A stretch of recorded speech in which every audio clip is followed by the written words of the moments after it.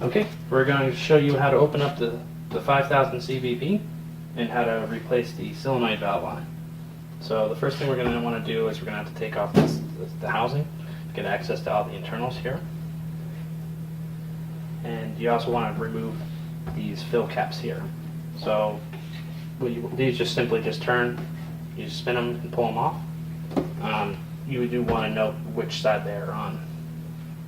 The detergent tank and the water tank, you can put these on backwards and then potentially fill it up wrong. So simply just kind of pull them up and spin.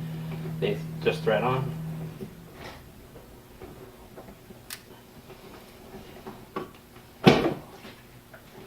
You can just put them right inside the bucket.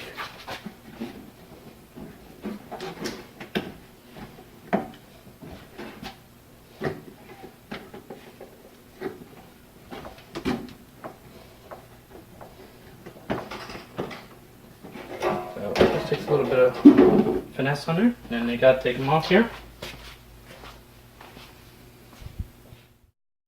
Okay, so the next step here is we're going to take out all of the Allen head wrench bolts that are in here. You can do that with either a 5/32 Allen head or a 4mm Allen head. They're both basically the same size. And basically we're going to take all these off the top, this whole section around here. It's 2 on each side. And also this one and this one on the back. This whole back panel can stay in place still. You don't need to touch any of these Allen heads here. And then you're just going to take all of them out of here, across the bottoms, the middles, the front as well. All of those. Same thing with this side here. And then once we have those off, we can pull all the panels out, and I'll show you what the inside of the machine looks like from there.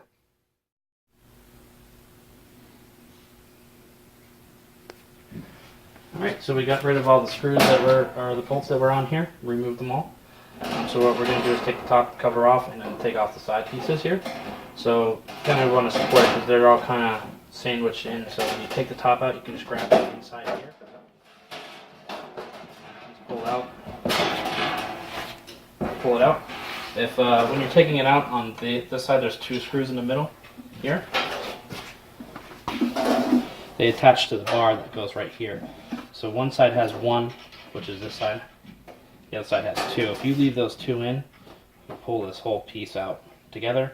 Or if you take those 2 out as well, you can just take off the top cover and then these will be separate. So we're just going to set these off to the side.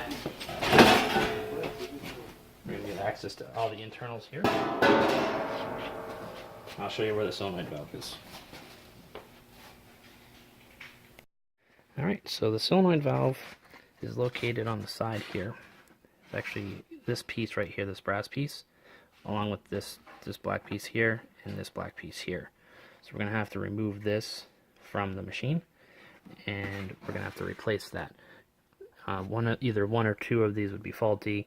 One of this is for low, the other one is for medium.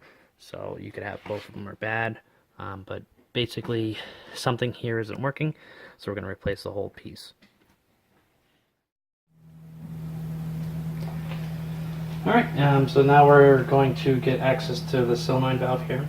So a good thing to do is make sure that the water and detergent tanks are both clean, are drained out, because we're going to want to remove the drain plugs so that we can move them out of the way a little bit. And if the drain plug is installed, you can't pull it out. So like we just pull it out just a little bit, just enough so we can get some access here, get a little bit more room to work with. And the same thing with the other tank here.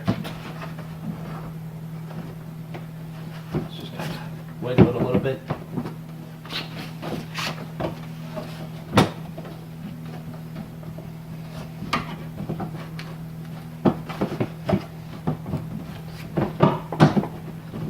I have to finesse it a little bit. And that gives us a little bit more access here. What you can do is you can also remove this tube here. So then this is just where it sucks up the detergent from. So what you want to do is you just take this clamp here, squeeze it, pull it off, and then pull this hose off. Sometimes if you can't get the hose off, grab it with a pair of pliers and just kind of move it around a little bit to break it loose. And then we can pull these out a little bit further and give us access to the solenoid valve. Okay, so the next step that we're going to need to do is we're going to need to remove this tube here that runs down to the steam socket, and also this tube here that comes from the detergent pump over here. So to remove this one, you're going to use a 14mm wrench, and this one is going to be a 12mm wrench. So I'll go ahead and I'll remove those now, and we'll come back to taking off the rest of this. Okay, so the next step that we have here is we're going to need to remove this assembly here with this elbow, the non-return valve, and then this Y connection here. So what you can do is just kind of put your hand on top of the boiler and hold the safety valve that's here, and just grab it with the other hand and just kind of pull. And it's going to be tough at first because they put a sealant on there, but you want to make sure just to kind of put rotational force on it. You don't want to be pushing down or up or at an angle. You want to make sure you're spinning it, which is why you're holding it here. And just kind of spin it off. This will move a little bit here. You can move that a little bit if you need to, so it clears it. And then just spin it off, like so. And you can tell there's a little bit of pressure here in this boiler. So obviously whenever you do this, you make sure that this boiler is depressurized. It is not hot whatsoever, because you will have steam coming out of here and you can burn yourself if it's hot. So the next step after that is we're going to have to disconnect the connectors here. This one and this one. To do that, there's a little screw inside. So you take a number 1 Phillips head and just unscrew it.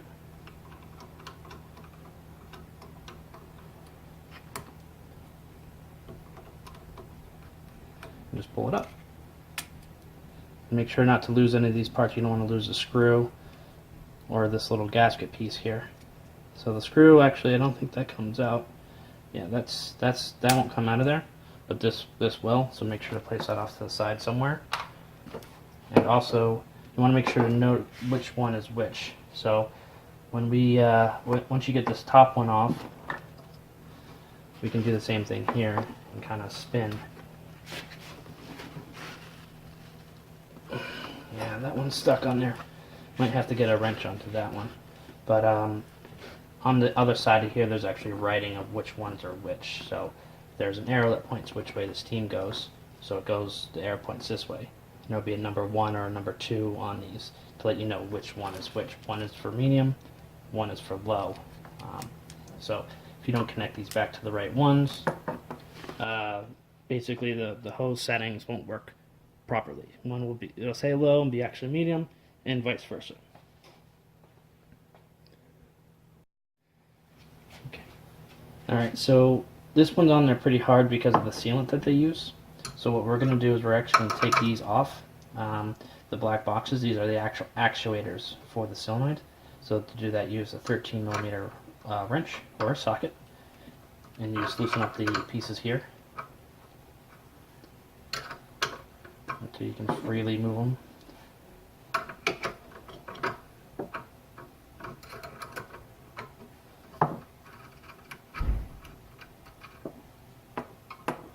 And pull that right off, and then that one gives you access to remove this one from it as well.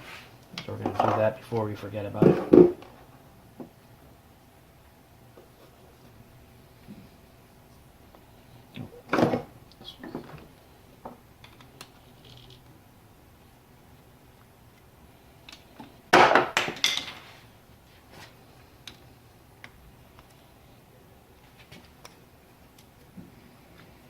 Okay. And see, you can tell which one is longer than the other. So the longer one goes under and onto this side here. Alright,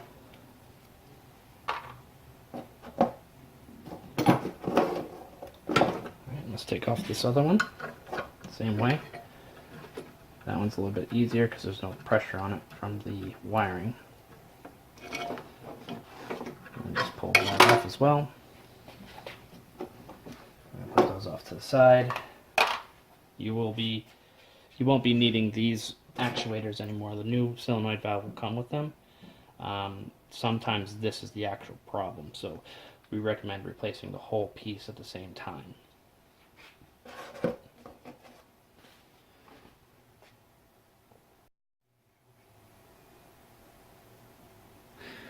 Okay, so now that we have the actuators off and removed, you're going to get a 13mm wrench and just put that on here.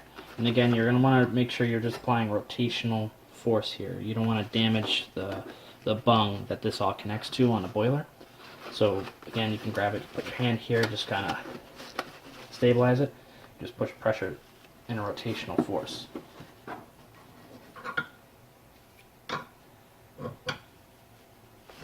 Make sure not to get your fingers in there. So we just did a half a turn. And you're going to see here, there's an arrow right there. Let's see if I can get it closer for you.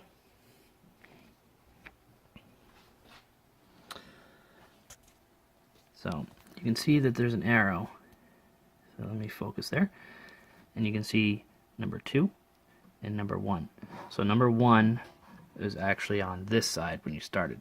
So this was the longer piece. This one. That one went down and under and attached on this side. And since we just spun it halfway, we know which one goes where. But we want to make sure that when you tighten it on the new one, that it goes back in the same position. You want to make sure this arrow is pointing here, and that 1 and 2 are connected to the correct wires. If you tighten it down and only gets this far before it stops, that's fine. Just make sure that the number 2 is the shorter one, number 1 is the longer one. And all right, so we'll go and finish getting this this removed here. So once you get it loosened up, usually half a turn is all you need. Then you can just loosen it by hand from here and pull it off. Alright, so here's the old one. And when you get a new one, it will have these already attached to it. And it doesn't matter where these are on it. This doesn't make a difference. These are the same. These black box actuator parts, these are the same. All that matters is the internals here. You won't be able to see it in the picture here. But if you look inside, you'll see on this side for 2, it has a larger opening than the side for 1. Like I said, you won't be able to see it from here. But that's the difference. So low is 1, 2 is medium, and then high would be both. So if you don't put it back together, like I said, if you don't put the wires on the right sides, all that happens is your low switch will now be medium, your medium switch will now be low. High would still be both. So after you get the old one out, this bung here, this T bracket or T valve here, what you're going to do is clean up the threading here, remove any of the thread sealant that they use. You might need to use a knife or a screwdriver or something just to kind of remove whatever's there, and then you're going to want to reseal that as well.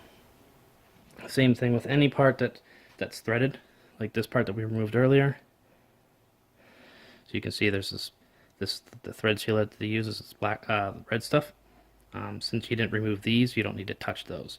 But anywhere that there's threaded parts that you removed, the head sealant on it, you will need new ones. The ones that the hose is attached to, you don't need that. So those 2 hose assemblies, they pressure fit and seal themselves. So you can see they don't have any thread sealer on the threads here. So what I'm going to do is I'm going to get some plumber's tape or Teflon tape, and I'm going to put some on here and some on this piece here. I'm going to get the new solenoid valve and reassemble it.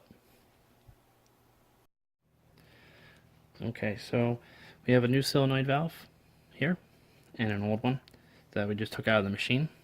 So as you can tell by looking at them, there's no real difference here between them. They basically are the same exact part. The writing might be a little bit lighter on one than the other. It's just how it might have come from the factory, but they'll be the same series. For this machine, this is a Series 5 solenoid valve. And basically what you want to make sure is that when you get it to look it over, make sure they're about the same size, as the same fittings here. All of them should have that, but it's always good to double check before you try installing it. Also flip it over and make sure the arrows on them are pointing in the right directions, and that the numbers are on the same sides wherever that arrow is pointing. If for some reason you get one that has 2 where 1 is, like these are 1s on the top, 2s on the bottom. Say it was 2 on the top, 1 on the bottom, it would still work. You just want to make sure that the wiring that you have is going to the correct ones. So it's always good to double check that before you try installing it.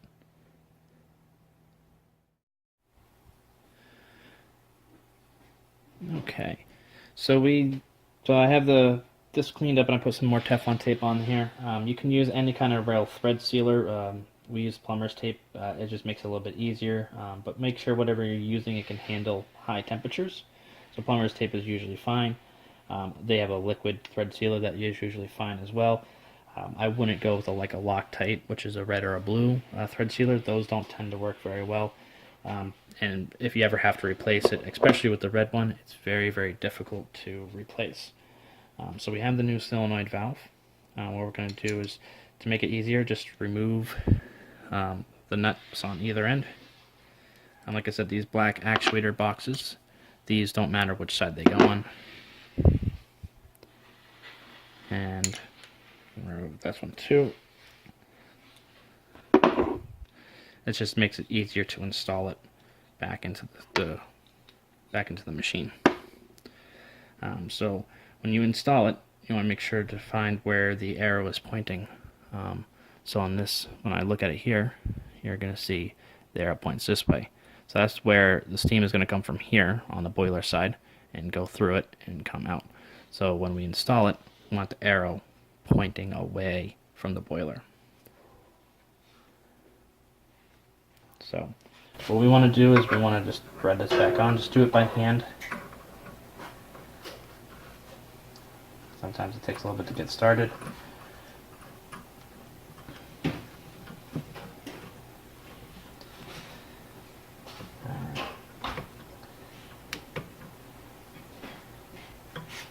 And then I'm going to use a 13mm wrench again, just to snug it back up.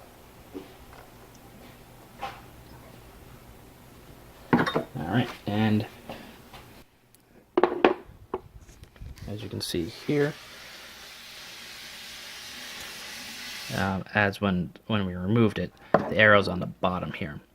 So it's going to be in the same position that it was when we first started here. So we're going to want to put these guys back in place here. And I'll show you how to do that in just a second. Okay, so we're going to reassemble these. Put the black actuators boxes back on the solenoid valve here. So what you're going to do is, this metal side is the side that goes inward. So it's going to be the bottom prong, the single one here. It's going to be towards the middle. You want to slide that in there like that. And then just thread this on by hand until it tightens down. And then using a 13mm wrench, you want to kind of hold this in place while you snug it down. There we go. Now we can put this first one back on, like this. But before you put that on, make sure you put this piece back in here. And so this will have an indent here. That's what goes here. It's just to help make a better contact.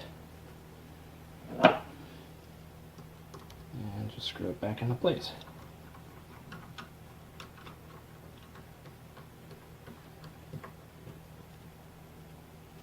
Okay.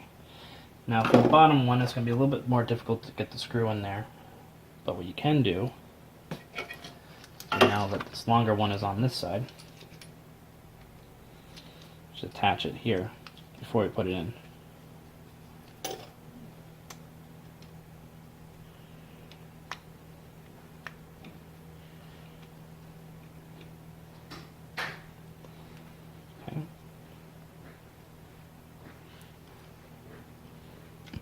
Alright.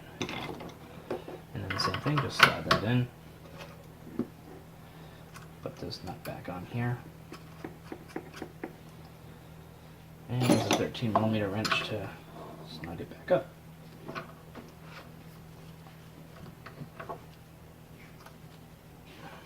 Okay. Alright, and then the next step would be to get the non-return valve in the elbow and where all the hose is attached to. As you can see, I put more Teflon tape here. We're going to also want to thread this back in. So this might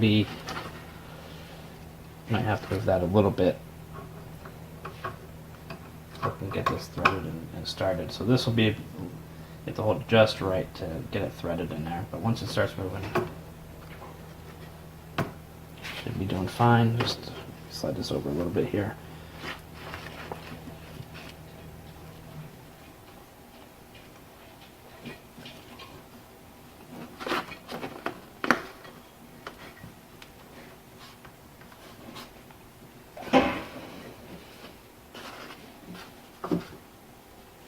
There we go.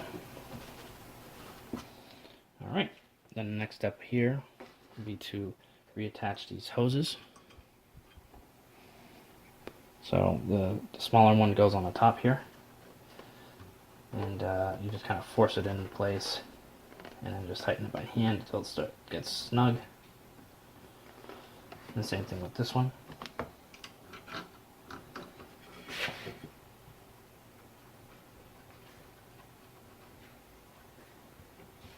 Okay. And then use the 14mm on the larger one to tighten it down all the way.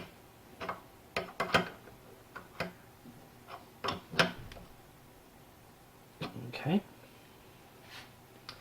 And then a 12mm wrench for the smaller one on top.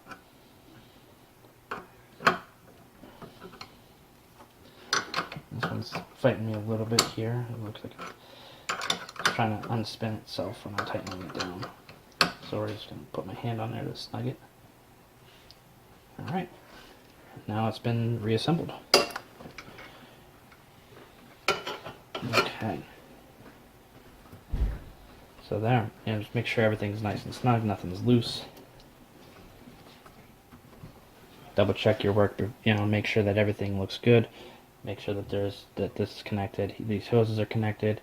Make sure that these are tightened down all the way so they don't pull out. And then you should be good to go. The next thing you'd want to do is just put the tanks back in place. And what I usually do is I just put the cap back in there. Just want to make sure that there's some wires in here. I want to make sure that those don't get stuck under the tanks. You wouldn't cause any problem. Always a good thing to make sure it's okay. And then we're going to put the hose, this tube that we disconnected earlier, run that back across and reconnect it down here.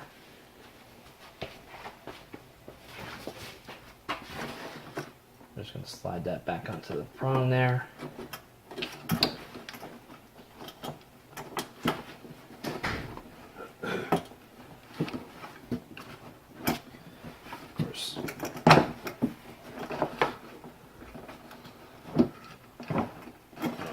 Make sure that the clamp is somewhere you can get access to it as well. So, there we go, back in place. Pair of pliers to put the clamp back in place. And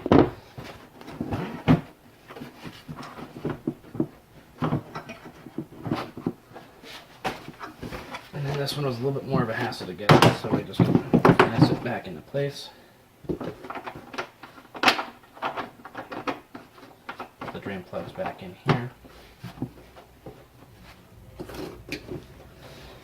Alright, and now that we have it all basically reassembled here, the next thing that we're going to want to do is actually test the machine. So you want to put water in the water tank, which is this one, the left side here, this one. A good way that you can check on that is you'll see these extra, there's two tubes under here. One is for the purge of the pump. The other one is the wiring for the tube here for the autofill feature of these machines. The detergent tank doesn't have any of that on there. It just has a port to pull the detergent from.